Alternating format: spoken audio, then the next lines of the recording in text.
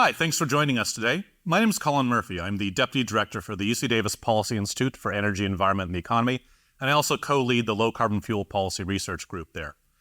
Today we're going to be talking about a topic related to biofuels and indirect land use change, and specifically how to go and make effective policy when we don't have any analytical certainty about the space we're working in. And it's a topic that, for reasons I'll explain shortly, is increasingly important, especially right now, and I'm recording this in the summer of 2023.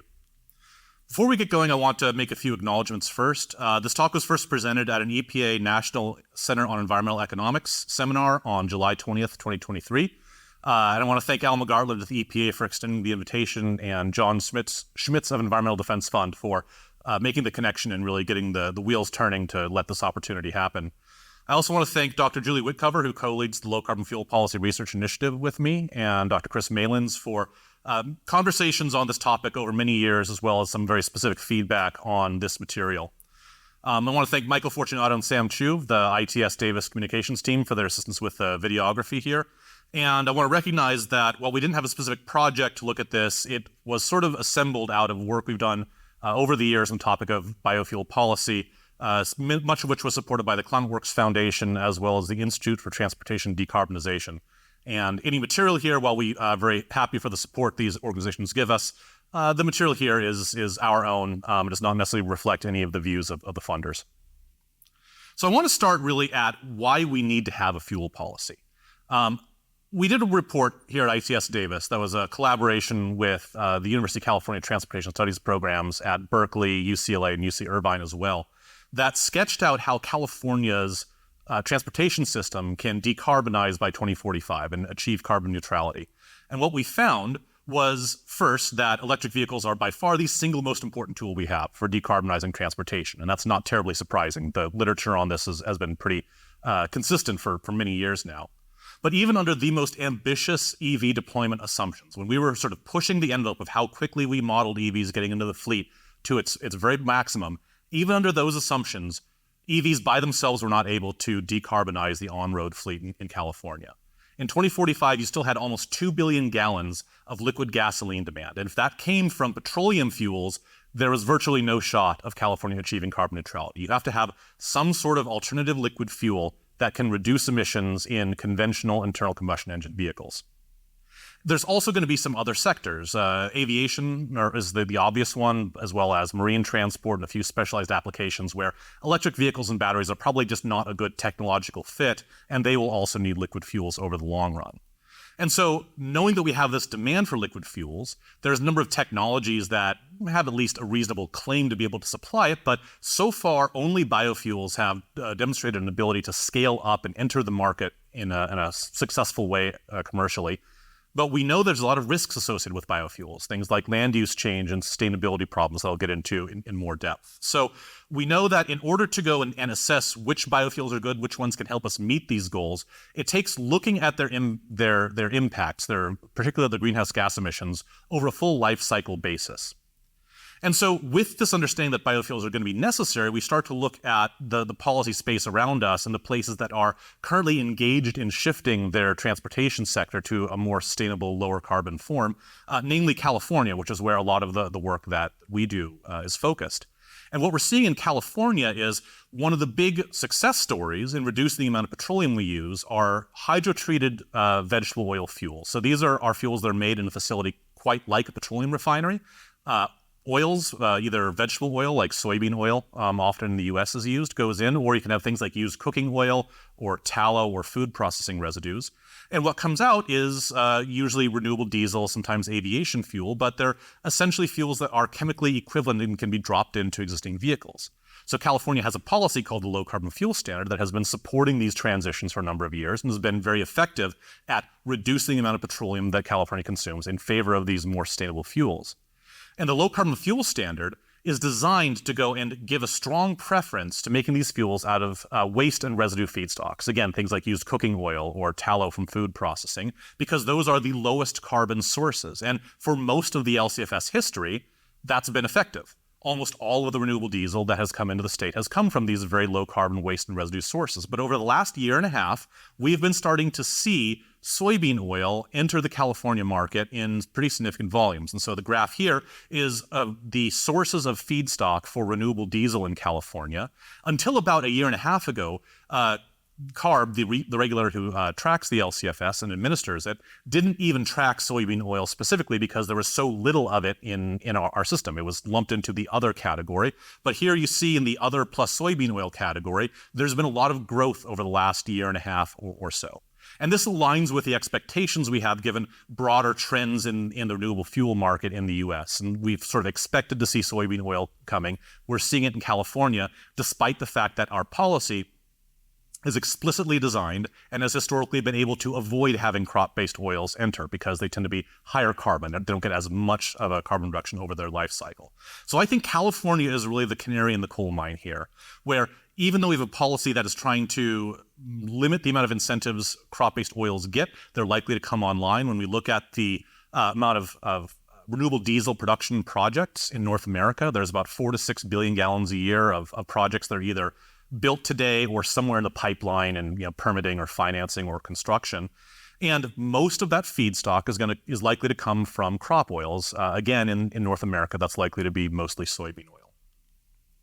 And so if you tuned into this video, then my guess is you're already at least passingly familiar with the concept of indirect land use change. But just to make sure we're all on the same topic, I want to go into what indirect land use change is, because that's the main focus of what we're talking about here. And this is why the emergence of soybean oil and potentially the significant growth of soybean oil is a concern.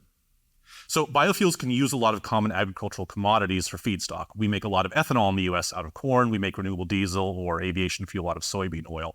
And to be clear, in a lot of cases, even when you're making a fuel out of a crop oil, at least the fuels we make today out of crop oil, they are, generally speaking, better than petroleum. Maybe not a lot better, but at least somewhat lower carbon over their life cycle than petroleum. But all these agricultural commodities are also consumed by people and animals and other industries, right? We use things like soybean oil, both for human consumption, but also in animal feed, in a number of cosmetics, for making candles, for making soaps. So there's a lot of consumers for a lot of these oil products. And so when these commodities start being consumed by biofuel producers, and historically they had not been consumed by biofuel producers because until about 10 years ago, renewable diesel wasn't really a thing. When you have biofuel producers coming in and adding a lot more demand into this space, it increases the demand for things like soybean oil or things like corn, whatever commodities are being used for the feedstock. And that aggregate demand means that somewhere out there, growers start feeling a signal from the market to produce more of it. Sometimes they produce more by intensifying their production, by using more fertilizer or higher yielding crops. But in a lot of cases, they do that by expanding the amount of land they cultivate. And this is where indirect land use change comes from. Because when you convert land, particularly land that has been in a natural state, into cultivation, there's a lot of carbon that's lost. And so when you have this biofuel-driven increase of demand, it starts pushing more of this land conversion, and there's emissions associated with that land conversion, and we'll get into that shortly. But it comes from the loss of the plant matter that's standing on top of the land, as well as carbon that's in the soil from all the plant matter that has fallen into the soil and been integrated over decades to centuries sometimes. So when you have this land conversion, it can be a source of greenhouse gas emissions, and often it can be a very significant source, which is really where the uncertainty that we're talking about today comes into play. And so you'll hear a lot of people talking about using wastes and residues for fuels. In fact, I just talked about it a moment ago. And certainly wastes and residues are typically lower greenhouse gas emission than using a crop oil, but often they're not truly wastes. In most cases, a lot of those wastes would have been used for something. Now, sometimes the use would have been mainly to avoid having to pay to put it in a landfill. For example, used cooking oil would sometimes be added into animal feed and disposed of that way. Or in other cases, it might be burned to make heat for an industrial process. And if it's a low-value thing, such as burning it to make heat, we have better ways to do that, and that's not really a worry. But if somebody is making animal feed out of used cooking oil, or the tallow or food processing wastes we talked about, then when the biofuel plants start consuming that instead, whoever's making animal feed, they still have a demand for animal feed, they're going to have to go and buy new oil on the market. And so that means they'll start purchasing whatever the most cheap and available oil is. In the Western Hemisphere, it's usually soybean oil. In the Eastern Hemisphere, it's usually palm. So even if you have what is nominally a waste or a residue, it doesn't mean it is completely free from any indirect land use change effects, any of these market-mediated challenges and pressures on agricultural growth. So we know that ILUC exists, and we know that it's a problem, and a lot of people have spent many years developing models and doing research to try to understand and quantify the effect of ILUC. And the challenge, and what makes this a really difficult space to work in, is the estimates span a very wide range. So this graph shows you some estimates of just the ILUC impact, the carbon emissions associated with that market-mediated land use change on the greenhouse gas emissions of several biofuels. On the left, we have biodiesel, which is made from the same feedstocks as renewable diesel, and so has basically the same ILUC impacts. On the right is ethanol. And for a biodiesel or renewable diesel, you can use pretty much any type of vegetable oil or waste oil. For ethanol, you can use pretty much any grain or source of starch. And what you see, and there's also a line in there that shows the typical carbon intensity of petroleum, gasoline, or diesel. When you're measuring it in grams per megajoule, which is the way the low carbon fuel standard looks at it, gasoline and diesel are both about 100 grams per megajoule. That is the amount of carbon emissions for every unit of energy they deliver. So when you look at the indirect land use change estimates for a lot of these oil-based fuels, sometimes the range is 300 or 400 grams per megajoule. Right, at the low end of the range, the fuel can be nearly zero carbon if you view that the fuel as having no ILUC effect whatsoever. But at the highest possible kind of quantitatively validated estimate of the range, it is several times worse than petroleum. So that leads to a lot of uncertainty around whether these fuels are actually helping us reduce our global greenhouse gas emissions and contributing as a solution to climate change. You'll notice that the uncertainty on the starch side for ethanol is somewhat less, and this is in part because there's been a bit more research on those crops as compared to oils, and in part the sort of underlying dynamics of the agricultural markets that those play in. So without having a very good, highly accurate and precise estimate of what the ILUC impact is, it makes it very difficult for us to make policy. Because if we're trying to develop a policy that gives a fuel an incentive based on how low it can go on its greenhouse gas emissions, how many sort of grams of carbon it can save for every megajoule of it that gets onto the market, if we don't have a lot of certainty about the ILUC effects, it becomes really hard to say how much incentive per gallon does this fuel get, and it becomes functionally impossible to have an effective biofuel program. So the question where I really want to start is, why is it so uncertain? Because I think when you start understanding where this uncertainty comes from, you get a much better ability to understand how to make a decision despite the uncertainty. And so the first thing that's clear is it's not uncertain for lack of trying on the part of the academic or research community. Since Tim Searchinger published what was really the foundational paper on the topic in 2008, there have been thousands of articles written on the topic of indirect land use change in biofuels. A Google Scholar search for indirect land use change in biofuel returns almost 10,000 results since 2008 alone. So there has been a lot of scholarly ink spilled on this topic. But the reason why it's so uncertain is that if you really think about the causal chain, the steps that happens in the real world that cause somebody to clear land because of the impacts of a biofuel policy, it is a very complex step. You have a policy that causes certain people to build biofuel production facilities, and they acquire feedstock, whether it's waste or crop oils, and that waste increases the demand for that feedstock. And because the demand is high somewhere in the world, not necessarily in the US, it could be all over the world, some grower says, well, I can make more money if I expand my cultivation, and they choose to clear more land and bring that into process. So there's many, many steps in between the policymaker who has to make the decision and decide how to treat ILUC in policy, and the grower or the land agent who ultimately takes the actions that cause the greenhouse gas emission. And so getting through that entire causal chain is one source of complexity. Another reason is that when you really think about it, ILUC is not a single static number. And the problem is it's hard to make policy when you don't have a single static number for a lot of the critical parameters like ILUC. Really, ILUC is affected by a variety of things. It's affected by the economic conditions. It's affected by whether there's a drought in a major, in the Midwest, like there's been several times in the last year. It's affected by things like a war in a major European grain exporting country, right? If you have something that is driving up prices for international agricultural commodities, then any additional demand from a biofuel producer is going to have probably more impact and cause more people to clear land than if you were in a time when there were plenty of commodities on the market. So really, the actual precise quantified impact of ILUC would fluctuate over time, but you can't really make policy that way. It's actually very difficult in order to have people make predictions and understand how much feedstock and whether it's worth building a new biofuel production facility. So you have to go and sort of average it out or abstract it down to a single number for the purpose of policy. The other reason another reason why this is so complex is because really, ILUC is most important when you're doing a life cycle analysis of biofuels. And like I said at the top, if you're not analyzing the greenhouse gas emissions of your biofuel on a life cycle basis, you are likely to miss a lot of really important things and get it wrong, for lack of a more elegant term. So when you think about life cycle analysis, the dirty secret is that it's not perfectly objective. And I say this as someone whose PhD dissertation was mostly life cycle analysis of advanced biofuel systems. Baked into any LCA is a lot of decisions and assumptions for which there is no objectively right or wrong way to do it. It requires making a subjective sort of value-based assumption. So, for example, let's think about the corn ethanol production system in a very kind of like highly abstracted view of it. So we have good tools for assessing how much fertilizer it takes to grow corn, how much diesel it takes to run all the tractors and the other equipment, any other energy inputs, and also the energy inputs at the facilities that convert the corn into ethanol.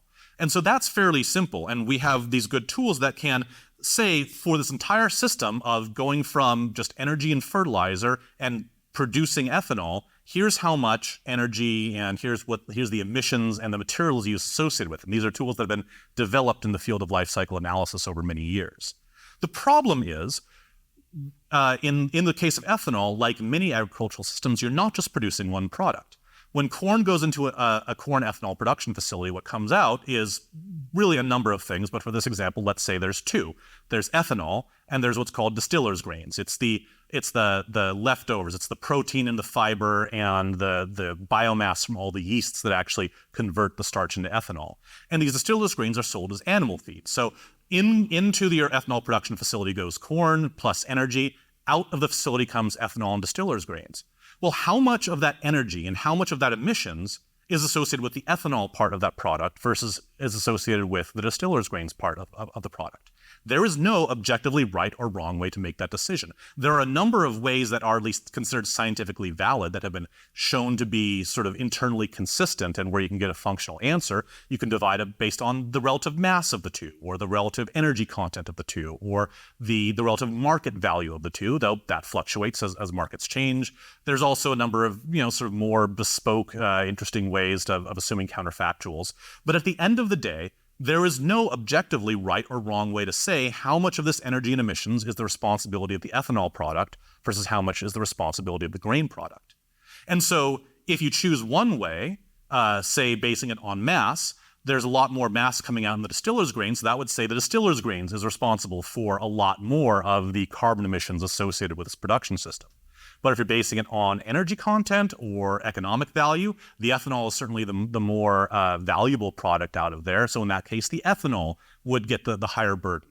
And so there's decisions like this all through LCA, especially when you get into biological or agricultural systems, where you don't just make one product in a system, you make several products. And so allocating across them is one of the reasons why this is complex, and one of the reasons why you can have two models looking at the same system, both making valid assumptions that have sort of passed peer review, but ending up with wildly different estimates of what the greenhouse gas intensity of a product really is. And this, again, complicates the process of understanding biofuels and figuring out what's the right amount of policy support to give to biofuels in order to achieve our climate change goals. So another reason why ILUC is so complex is just, like I said a little while ago, it is just a fantastically complex topic. To effectively model ILUC, you really have to model the entire international agricultural commodities system. If you're looking at things like vegetable oil, you have to model the production and consumption of all types of vegetable oil, as well as animal-derived oils in the world. That is obviously not easy. Similarly, if you're looking at vegetable oils or starches. So the figure on here, it's a flow, it's a system dynamics flowchart or system dynamics diagram of a model that isn't exactly designed to do ILUC. It's more a model that really looks at just land use change and planning decisions in the policy space. But I chose it because it's one of the few I found that really encapsulates the amount of complexity involved in how many relationships and how many different factors in this space affect multiple other factors. And so trying to go and just diagnose all of these relationships inside the agricultural commodities system to understand ILUC is very difficult. And I don't think, and I certainly have seen no evidence to make me believe that someone has actually fully gotten it right yet. Chances are somebody did, they'd be a billionaire doing agricultural commodities trading, not necessarily publishing it for the entire world. So this complexity where you have to consider things like the commodity prices and economic growth rates and population growth and biofuel policies and land protection policies and changes in weather and climate, all of this, that makes it very difficult for us to even build a structurally functional model on top of the fact that you have all these subjective decisions that go into it. And then if that weren't enough, you have problems calibrating it afterward. So once you build a model, once you get a model that is structurally correct, you have to calibrate it to make sure it reflects the real world, and then do what's called validation, which is then sort of testing it against another set of data to make sure it gives you answers that are relevant to the question you're trying to ask. So even if you were able to build a structurally correct ILUC model, you would need to find data to calibrate it against, and that is a challenge in and of itself, because first of all, the data you need to really calibrate it are things like how markets and growers respond to changes in agricultural commodity prices driven by biofuel policy. And that is a difficult sort of metric to tease out of the data we have. Often data on agricultural commodities, they're proprietary, or they're hard to get, or they're just not published. They're also always going to be historical. And the kind of growth that we are expecting in the biofuel space is really unprecedented. So even if you had, accurate data for the agricultural system for the last 10 years, it would not be well calibrated to a world in which the demand for biofuels was likely to expand by several times its current volumes over the next 5 to 10 years. Agricultural data are also just notoriously noisy. Anybody who's worked in this space realizes there's a lot of variability, there's a lot of measurement error, there's a lot of reasons why, even if you do get a data set that looks nominally, clean and appropriate, it's often not quite as useful as you'd really like. And the final reason why data is a problem is because of climate change. We know that a warming planet means that agricultural production worldwide is going to be changing in really radical and unprecedented ways. Millions and millions of acres that are currently very fertile and productive are going to become less fertile or less productive, or perhaps even not cultivatable at all because of warming climates or changing precipitation patterns. And meanwhile, some areas that are currently too cold or sort of have permafrost are going to become available for cultivation. So if we're trying to understand how growers will react to a changing demand signal and where they might choose to expand cultivation and what the carbon impacts of that expansion are, any data that we have right now reflects decisions made in a world pre-warming, before these changes have happened. And since we know that this radical change is going to happen, all of the data we have is, at best, marginally able to give us a well-calibrated model. So even if you had a model that was structurally right, we wouldn't really have data that would give us as much confidence as we would like in calibrating it in order to give us the ability to make a really effective biofuel policy and consider ILUC in a very precise way. So to kind of summarize what we know that the greenhouse gases matter because we're really, need to stop climate change and protect people that way. We know that indirect land use change is a major driver of greenhouse gas impact, particularly when you're talking about biofuels. We know that the static point estimates of ILUC, of indirect land use change, especially the ones that are coming from today's models, are unreliable, very uncertain, but it's really hard to execute effective policy without having something like an estimate of ILUC impact. And we know that any policy that relies on sort of a static point estimate of ILUC to assess greenhouse gases is going to be based on an inaccurate assessment based on old data that doesn't reflect the world that we're trying to make policy for. And so it's not going to be sort of accurate or correct. To put it more pointedly, we know that our estimates of ILUC are going to be wrong. And that is a problem for policymakers. And so what I want to talk about in the rest of this presentation is that there are a lot of different ways to be wrong, and they're not all equal. And so the question we need to ask ourselves is, what's the right way to be wrong? And that's really the second half of this talk. So I think one place to start is let's look and see what the existing models actually give us. And so there are a lot of models out there right now that claim to estimate ILUC in one way or another. Now, one of the important things to realize is all of them do it in a slightly different way, and so it is actually really difficult to do a real direct apples-to-apples comparison. All of these graphs that do that require a lot of kind of analytical work to put them into an apples-to-apples way as much as we can, but even then it's not perfect. And so the EPA actually did a really useful and in-depth and well-executed model comparison exercise that was published earlier this year. This table comes from that, and these slides are available on the lowcarbonfuel.ucdavis.edu website, and all the links in there are live, so you can go there and find a link to all of the materials that I cite in here. But this table comes from that study, and they look at several different models that at least claim to be able to estimate ILUC in the US or North American context.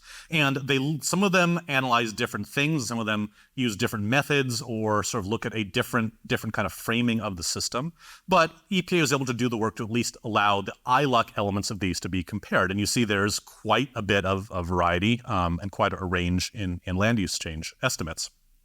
And so I think at the very least, this range of possible indirect land use change estimates is one of the only metrics that we have any real confidence in, right? That we know that the models can give us very high or very low estimates depending on their assumptions or what data they're calibrated on, but at the very least we know with this range that the real number is almost certainly somewhere within this range. And in fact, in some ways, normal human behavior often ends up being useful for this, because there are some groups who, biofuel producers tend to benefit when ILUC is estimated to be low. So they tend to put out models that estimate ILUC to be at the low end. And so they kind of define the low end of this range of possible estimates. There are some groups that are very opposed to biofuels that often put out models that estimate it to be very high. So at the very least, we have a lot of confidence that the real value is somewhere within this range. And I think that is at least a good enough place to start. So there's the sort of outcome and the comparison, but even in the U.S. context, that is a very wide amount of uncertainty and a wide bit of variety in the ILUC estimates. So if we're not going to get a precisely right answer, and we know we're going to be wrong, it helps to start thinking about how are we uncertain and what are the risks of being wrong in different ways. And I think this really gives us the guidance in order to make a more informed decision about policy. So like I said earlier, the causality of ILUC is when demand for agricultural products goes up, someone in the world chooses to clear more land, to bring more land into cultivation to meet that demand, and that clearing of land releases greenhouse gases in a way that we would probably rather avoid, given that we're trying to slow climate change. And one of the things to think about is the dynamics of the carbon transition that happens. Right, so when you clear natural land to bring into cultivation, the carbon is lost very quickly. In many parts of the world, the way that land is cleared to bring into cultivation is actually slashing and burning. Right, they knock down the trees, they set the whole thing on fire, and so in that case, all of the standing carbon from the above ground plants gets lost essentially instantaneously from a climate perspective. In some cases, it's merely just sort of all of the standing biomass is knocked down and be pushed over into a pile to decompose, in which case it's lost in a year or two. Again, very quick from a climatological perspective. And then the other thing that tends to happen when you clear land to bring it into cultivation is you plow it. You till it in order to go and break it up and to make the soil ready to go and receive crops. But when you plow land, you sort of mix a lot of air into the soil. All of the natural microbes in there start digesting the natural solid carbon that's there, and they turn that solid carbon in the soil into gaseous carbon, most commonly CO2, sometimes methane and other greenhouse gases. And even that loss of carbon that comes from decomposition rather than from fire is relatively quick. There are several studies looking at, or one study in the U.S. Midwest, where even converting kind of natural grassland to cropland, which is not all that different from grassland, that conversion, you lose about 25% of the stored soil carbon within the first 5 years. And after that kind of reaches a new equilibrium, and then the soil carbon balance is determined by what's happening on the land after that point. So again, you lose the carbon quite quickly whenever this conversion happens. But when we think about the other side of that, carbon accumulation in natural land is very slow.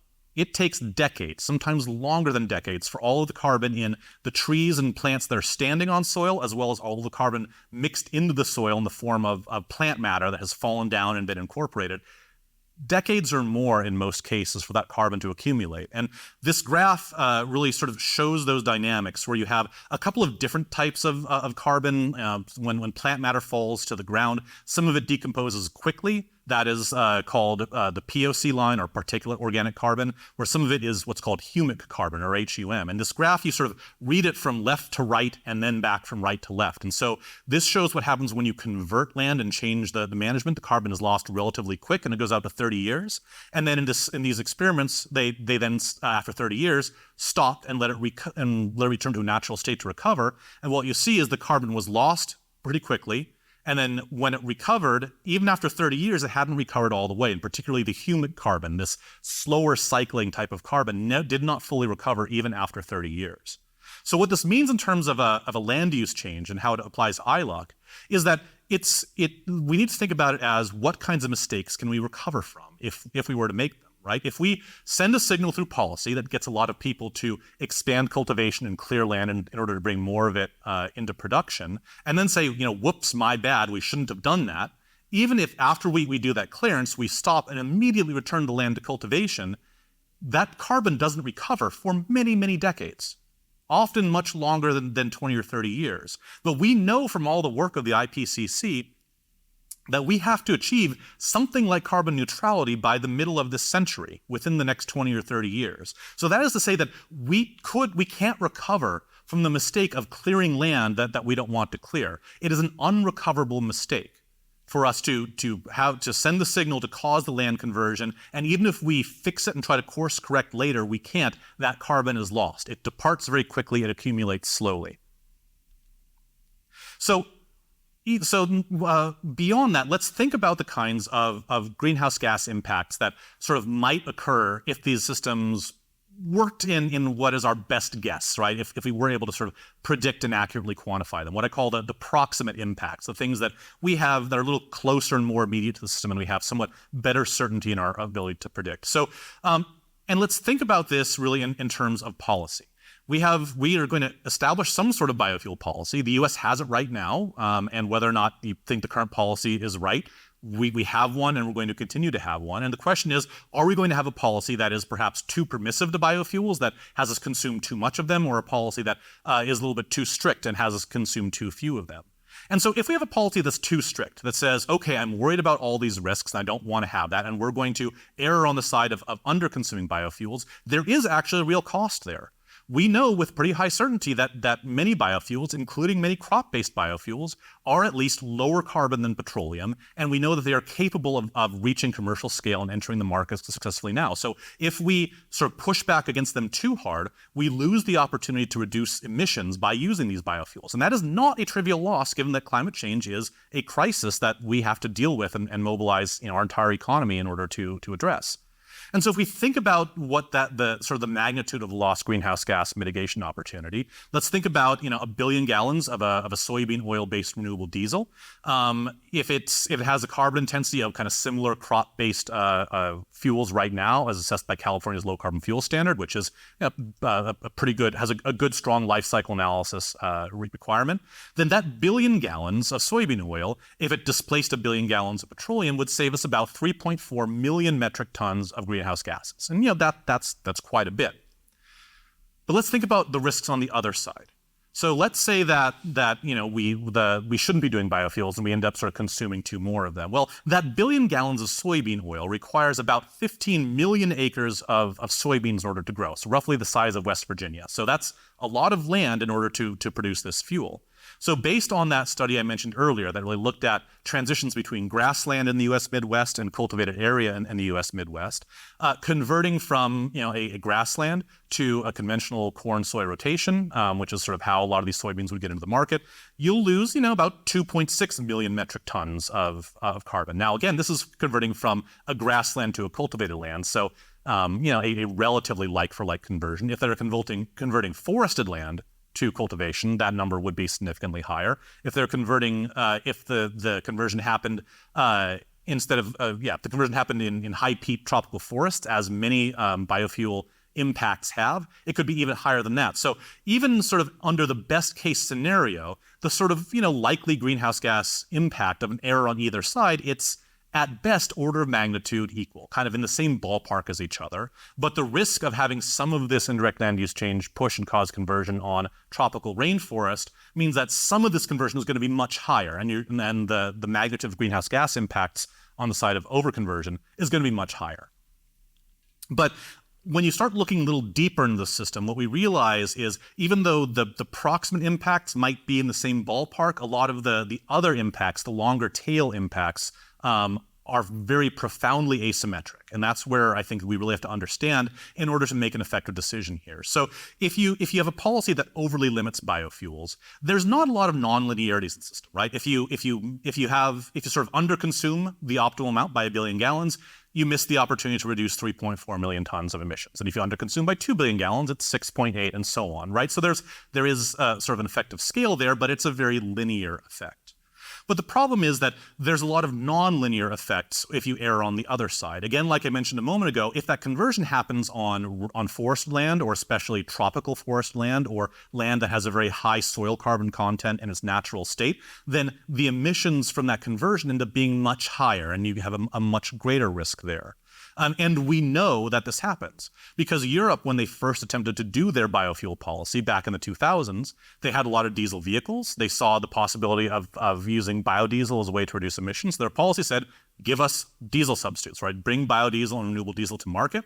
And what happened is people in Southeast Asia started slashing and burning rainforests and high peat soils in order to go and supply palm oil to make into biodiesel and renewable diesel.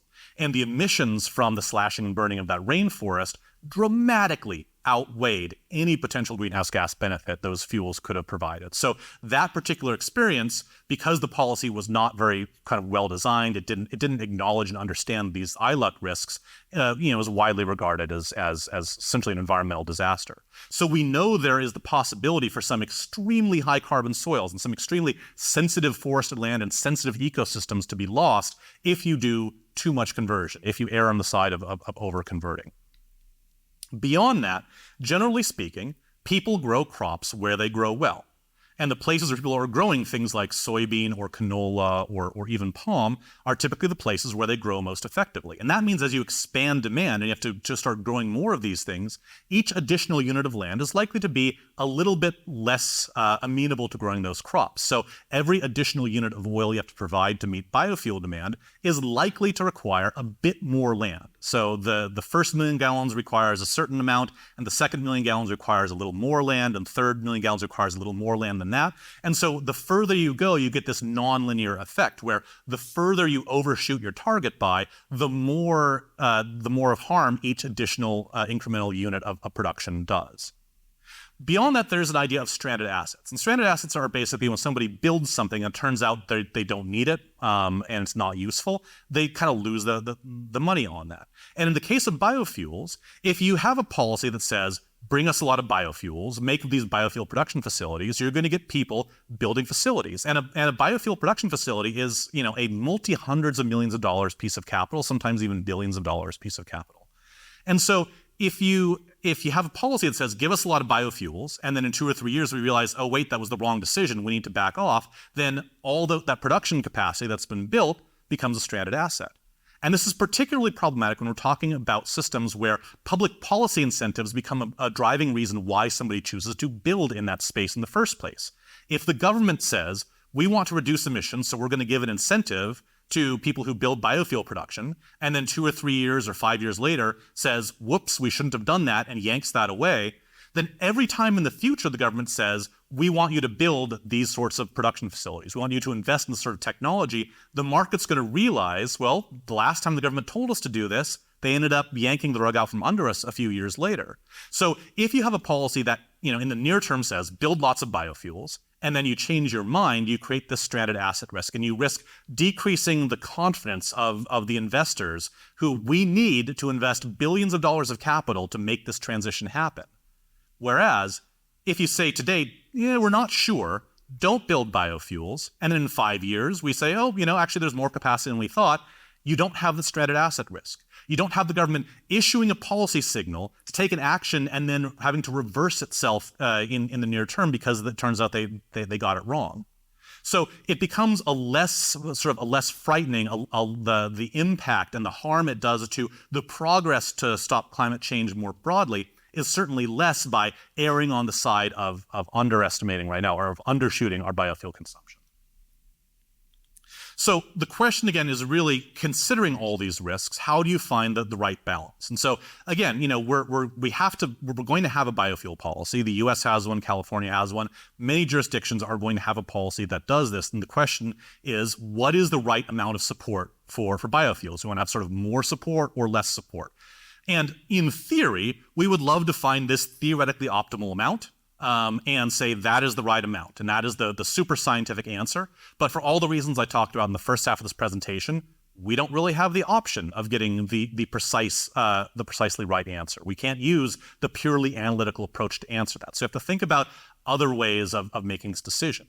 And so when we think about how ILUC assessment plays into biofuel policy, generally speaking, if you assess fuels as having a high ILUC impact, that means you're usually going to get less biofuels into your market, right? If their carbon intensity is judged to be higher, they will be less eligible for fuels that have a carbon intensity threshold, like the SAF tax credit that was passed as part of the IRA, or under the low carbon fuel standard, they'll receive less incentive for every gallon that's produced. So when you have a higher ILUC assessed impact for a biofuel, you tend to get less of it, and vice versa, right? If you assess a very low ILUC impact, then it'll be eligible for more incentives that have sort of an ILUC or a greenhouse gas carbon intensity criteria, or it'll get more per gallon under the LCFS.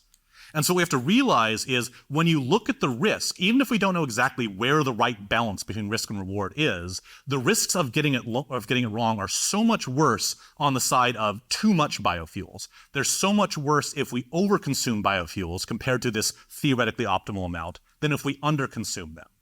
And so that means that if we know that we're not going to get ILUC right, if we know that we're going to pick a value that we don't have a ton of confidence as being quantitatively accurate, we really want to make sure that we are erring on the side of overestimating ILUC impact, of underconsuming biofuels, because that puts us in a place where we are avoiding the worst of these asymmetric risks. We are avoiding the chance that we will not only lead to land conversion in similar land in the US, but that we might cause deforestation in Southeast Asia, in rainforest, or in the Amazon. Both places we have seen deforestation, and we're pretty confident that biofuels are a part of the reason why it's occurring. We avoid the stranded asset risk. We avoid the risk that we realize we've made a mistake and then have to pull that incentive back and then shake investor confidence in the idea that policy incentives to stop climate change are something that they can actually make investments on. And so we avoid the risk of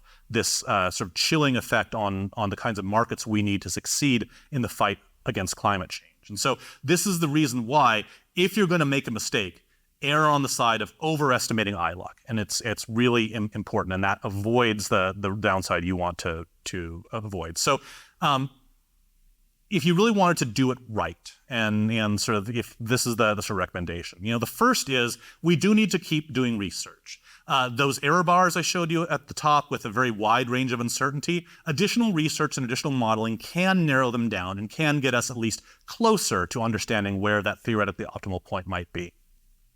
So yeah, we definitely will need to support research. We definitely need to narrow the error bars. But beyond that, in a lot of cases, because, like I said at the top, it's not so much an issue of there being an objectively right or wrong answer, because there's all these value-based subjective assumptions that go into the land use, the life cycle analysis, upon which all of this analysis is based.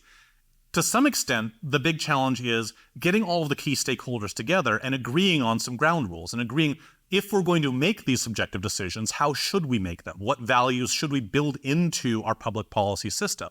And I'm not under any pretense that everybody is going to agree and we're going to find a consensus on ILUC assessment and on life cycle assessment that covers everything.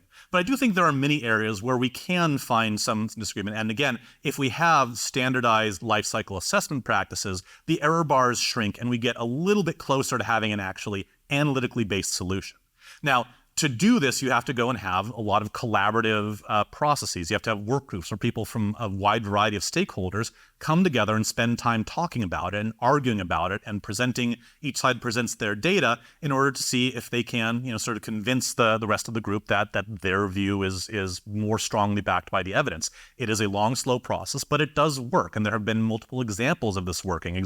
For example, the CORSIA greenhouse gas assessment and sustainability work groups that have been developing protocols by which to assess the carbon intensity of sustainable aviation fuel. Or there was a National Academy's biofuel life cycle analysis work group that took on some of these issues. None of them solve the problem, but they at least get us closer to the problem and reduce some of these uncertainties. And it is vitally important that as you convene these consensus-building groups, disadvantaged communities and stakeholders who have historically been excluded, they need to have a full seat at the table and a full voice in this process. Because they matter, and it doesn't help to have a small subset of stakeholders agree on consensus that nobody else likes. You have to find places where there is truly broad across-the-board agreement. But those are more sort of the things we should do to keep working and keep improving. But if we have to make policy today, how do we make that policy effectively? So first is use an ensemble of models to understand the full range of impacts. So something an awful lot like what the EPA just did with their intermodal comparison exercise, where they looked at all the models that at least have sort of a valid claim to cover the topic of ILUC in North America and said, all right, here is the range of possible outcomes and the range of sort of average ILUC impacts on the life cycle carbon intensity of a given fuel. And again, in some ways, the fact that there are groups that have vested interests in a very high outcome or very low outcome help us because they help us be more confident that the ends of the range are actually located at the ends of where like a valid analysis can do. This doesn't mean that anybody who claims to have a model can come in. You do have to have some standards, ideally should have passed peer review in a credible journal. But there are ways that you can have sort of a scientific evaluation consensus building process that figures out which models are part of this ensemble and how to develop your range. But once you have that range, I think everything I've said, particularly in the last 20 minutes to half hour of this presentation, say, pick a value at the upper end of that range. Maybe not necessarily the very top of that range, because there are some models that go way out and into a point where you would have essentially zero biofuels at all. But pick a value in, let's say, the 75th percentile, something at the upper end of that range. You want to pick something that, puts you on the side where you're going to avoid the worst of these kind of long tail impacts or avoid the worst of this profoundly asymmetric risk that you see when you really think about this topic. Before we end, I wanted to get on a couple of questions that have often come up when I give this talk or similar talks in other places. And so one talk is about soil carbon. There's a lot of groups that are interested in using regenerative agriculture practices to increase soil carbon and giving some credit to biofuel producers who use regenerative agricultural practices to increase the soil carbon where they're growing feedstock for biofuels. And certainly, we are pretty confident that there are a lot of practices that growers can adopt that would increase the amount of solid carbon stored in the soil and have a benefit for the climate. But kind of like ILUC, soil carbon is a very complex dynamic system with a wide variety of factors that's affected by things like weather and agronomic practices and pathogens or sort of natural species. And so the models we have, none of them are sort of well calibrated outside of the narrow kinds of lands where they got their trial data, their field trial or their calibration data from. So it's similar in that in theory, you could analyze your way to an objectively or an analytically correct answer, but in practice, we're not there yet. And so, a lot of the uncertainty and many of the things I said about ILUC also apply to soil carbon, how you integrate soil carbon. But there's a few kind of unique challenges. And the biggest one is reversion risk. And this is the idea that a biofuel producer could do the things that they need to do to increase the amount of carbon stored in their soil. And they could, build up carbon over a number of years. And then at some point in the future, they could decide, I'm done with this, and till their soil and all that carbon decomposes and leaves. Or they could sell their land to a different owner who decides not to engage in the same kind of practices and do that. And so the problem is if you're giving a farmer money every year based on the amount of carbon they're storing, but in 5 or 10 years that carbon is no longer stored, you're essentially wasting money, right? Because those carbon incentives are based on the assumption that it's going to be there permanently, that you're actually reducing the amount of carbon in the atmosphere. And so you have to be careful with reversion risk, and you have to go and build some extra policy protections into any soil carbon policy that deals with this. And most commonly it's done by buffer pools, where a certain fraction of credits from any sort of soil carbon project are put into this side pool, and if somebody reverts later and the soil carbon's lost, those are covered and sort of taken out. So you have this sort of it's kind of a hedge against the chance of reversion. There are other kind of more interesting analytical ways of doing it, where you pay for the time carbon is sequestered, not the mass. And it's a complex problem, but it's a problem that we think we have some solutions for. Beyond that, there's things like natural variability, temperature, and rainfall and natural pests can change soil carbon. And there's a question of, should the grower be subject to having their payments increased or decreased because of weather in a given year? And that can be problematic. Soil carbon tends to reach an equilibrium and stay there. So you can pay someone to engage in regenerative agriculture and carbon will be stored. But unless they'll stop storing additional carbon, so they'll stop receiving payments. But if they don't keep doing those same regenerative agriculture practices, that carbon will probably be lost. So you have to go and ensure that it's going to be durable even after the payments are no longer, even after you're not actually putting more carbon into the soil when the new equilibrium is reached. And then finally, there's the problem of the market segmentation and the fact that biofuels, even in corn, which is sort of the most common crop in the U.S. used for biofuels, only about 40% of corn is used to make ethanol. And even in that case, again, after you make ethanol, there's distiller's grain, so you make animal feed out of the rest of it. So in other markets like soybean oil or other vegetable oils, the share of biofuels is much smaller. So it is often a challenge to do a policy that's going to motivate this small section of the market to behave in a certain way when most people are not involved in biofuels. And there's a risk that if you have too generous of a policy for regenerative agriculture and biofuels, it becomes sort of an unintended incentive for people to make biofuel feedstock and not food, right? Because if you can get a regenerative agriculture support, if you are going into a biofuel market, but not when you're just growing it for human consumption, then that makes biofuels a more lucrative, biofuel feedstocks a more lucrative crop, and you have to be careful there's not food market implications there.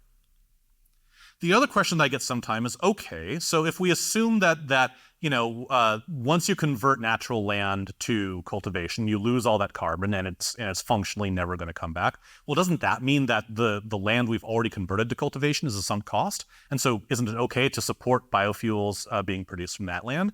And the answer there is, well, yes and no. So you have to sort of really differentiate between, are we supporting additional growth of these industrial agricultural commodities, or are we sort of maintaining the existing capacity? Given that in the U.S. we produce 15 billion gallons of corn ethanol, and it produces a lot of animal feed to support our livestock industry, the system has found a way to integrate this amount of corn in without having too great of impacts on a lot of agricultural markets. But if we were to start growing corn ethanol again, having to make several billion gallons more of it, all those equilibria get upset, and we don't know exactly what's going to happen, and the land use change risk is there. And so the problem is, if you start saying, well, we're going to give money to the producers of corn ethanol to try to keep them in business or to encourage them to make jet fuel instead of fuel for cars, that can sort of increase aggregate demand. That can increase the demand in total for biofuels. Also, at some point, the amount of fuel we consume for on-road vehicles or even for aircraft is going to decline, and that will free up this production to make human food or animal food or these other things. And if you perpetuate the use of biofuels longer than they have greenhouse gas benefit, then maybe you're keeping that pressure for land cultivation high because population is going to keep growing. People are going to keep consuming more. So the answer there is sometimes, I think that in a lot of cases, we don't need to worry too much about the amount of biofuel production we have right now. The question is, are the incentives we make encouraging a growth in biofuel production? And if that growth is faster than sort of our yield increases, and particularly our yield needs to increase faster than sort of the population growth rate and the human consumption rate. And, but are we having sort of a net impact that says we need more agricultural commodities? And if biofuel policy creates that net impact for more commodities, that's where you get a risk of indirect land use change. So at the end of this slide deck, there's a number of good resources, some of which I cited and some of which I recommend. Several resources that really start digging into this topic. This is obviously not a comprehensive list. That would be impossible to do even with I had 10 slides. There's been so much written on this topic, but I highly recommend looking and using some of these if you're looking to get a little bit more into depth here. Beyond that, I just wanted to say that this is a topic that myself and my colleagues at the Policy Institute and at the Low Carbon Fuel Policy Research Initiative, we are engaged in working on these constantly, and we intend to be for a number of years to come. So if we can be of help, if you'd like to have a discussion, if you have resources that we should consider as we do our analysis, please feel free to reach out to us. Our core mission of the Policy Institute is to bring the science from the Institute of Transportation Studies here at UC Davis into the policy community to make sure that the people who are actually making decisions can gain the benefit from it. So please reach out to us and give us the opportunity to fulfill that core mission. So thank you again for taking the time to watch this. I certainly hope it has begun to start demystifying this incredibly complex area of study, and I hope to hear from you in the future. Thanks.